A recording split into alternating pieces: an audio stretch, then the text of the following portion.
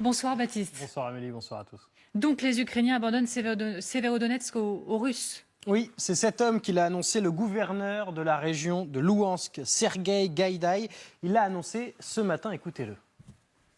Поэтому было принято такое решение, чтобы наши защитники, которые там находятся, они получили уже команду отходить на новые позиции, на новые укрепленные районы и оттуда уже нормально, полноценно вести боевые действия, ну и, соответственно, наносить урон врагу. Alors aujourd'hui, Severodonetsk est quasiment complètement détruite. Regardez ces images du jour. 90% des infrastructures de la ville sont détruites, 80% des habitations en ruine. Les images témoignent évidemment de l'intensité d'une bataille qui avait commencé au début du mois de mai.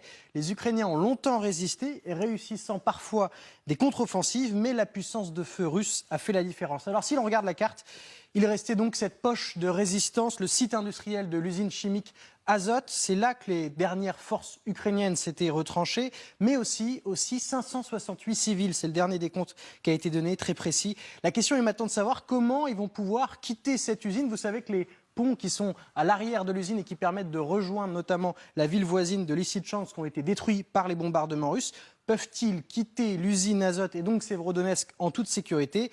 Réponse d'un député ukrainien, Oleksiy Goncharenko.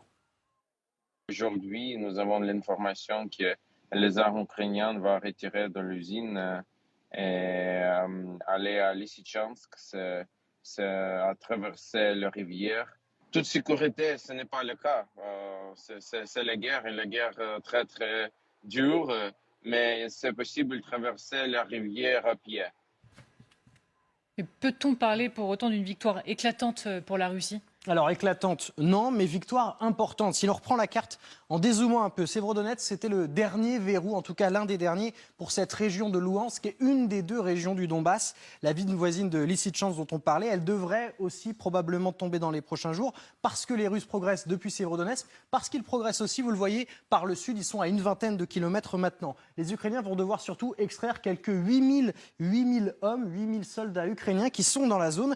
Il faut agir vite parce que les Russes ont prévu d'atteindre cette frontière, celle de la province de Louhansk, d'ici à dimanche, quelques jours, ce qui signifie qu'ils auraient mis la main donc sur une des deux régions du Donbass. Mais si on dézoome à nouveau, il en reste une deuxième, la province de Donetsk. Et pour conquérir cette deuxième région qui forme donc cette partie de l'Ukraine, il faudrait conquérir deux autres villes, Sloviansk, Kramatorsk.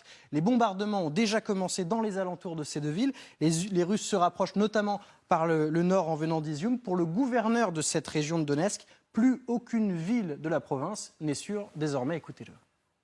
Немає жодного міста зараз, місця і міста, населеного пункту в Донецькій області, в якому було б безпечно. З урахуванням того, що я розумію, володію даними розвідки, де який напрямок є небезпечний, я недаремно сказав по Слав'янську і Краматорську, тому що саме на цьому напрямку буде рух противника і відповідно. Merci beaucoup Baptiste. On se retrouve un tout petit peu plus tard. On va parler de l'adhésion, la candidature en tout cas d'adhésion de l'Ukraine à l'Union européenne.